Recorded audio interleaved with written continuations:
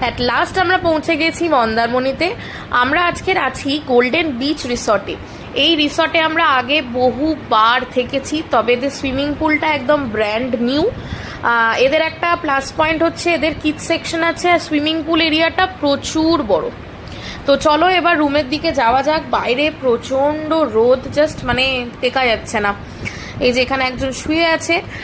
সামনের যে এরিয়াটা দেখছো, যেটা বিচের দিকে যায়, আমি এটা সন্ধেবেলার ভ্লগে দেব। এখন ওই দিকটা যেতে পারছি না, প্রচণ্ড রোদ। তো চলো এখন রুমে যাওয়া যাক। আমরা এবারে বাইরের যে কটেজগুলো দেখলে ওগুলোতে আমরা পাইনি, কারণ আমরা একদম লাস্ট মিনিট বুকিং করেছি। আর মানে লাক ভালো ছিল বলে আমরা পেয়ে গেছি, কারণ এখানে কোনো সময় ফাঁকা থাকে না, অল টাইম এদের বুকিং থাকে। আর এটা আমাদের ফার্স্ট ফ্লোরে রুম আছে। ফার্স্ট ফ্লোরটা শুধু আমাদেরই যে রুমটা আছে ওটা শুধু আমাদেরই, মানে এখানে আর কারোর অ্যাক্সেস নেই। এখান থেকে পুরো সমুদ্রর ভিউটা দেখা যায়। আমি সন্ধেবেলাও দেখাবো, বাট এই সময়টা দেখো কতটা সুন্দর লাগছে। ঠিক আছে, চলো ঘরে যাওয়া যাক। আগে আমি রুম ট্যুরটা তোমাদের দিয়ে দিই যে রুমটা কেমন। প্রচণ্ড বড় ব্যালকানি, সামনের দিকে পিছন দিকে প্রচুর বড় ব্যালকানি।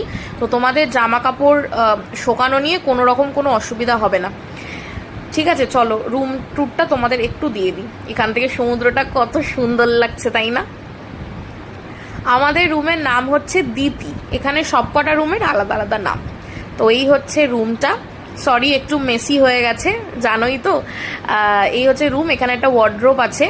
এখানে পুরো ব্যালকনিটা দিয়ে বিছানায় বসে বসে সমুদ্র তোমরা উপভোগ করতে পারো। দুদিক দিয়েই দেখা যায়, এইদিকে যে উইন্ডোটা আছে সেখান দিয়েও দেখা যায়। বাথরুমটাও বেশ স্পেশিয়াস, বেশ নিট অ্যান্ড ক্লিন। এখানে গিজার আছে, একটা ওয়াশ বেসিন আছে। দেখো ব্যালকনি থেকে জাস্ট ভিউটা দেখো কতটা অপূর্ব লাগছে। আর সমুদ্রটা যেহেতু এখন অনেকটা কাছে এসে গেছে, এখন খুবই ভালো লাগছে। আর পাশের বিল্ডিংটা যেহেতু আন্ডার কনস্ট্রাকশন, সেই জন্য পুরো সমুদ্রের ভিউটাই এই ফার্স্ট ফ্লোরটা থেকে পাওয়া যায়। আমরা সুইমিং পুলে এসে গেছি।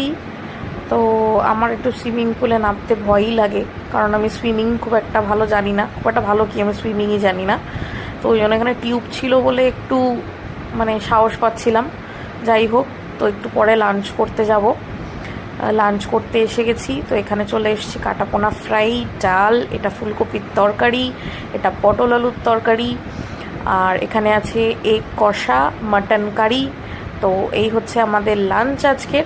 তো চলো লাঞ্চ করে নিই।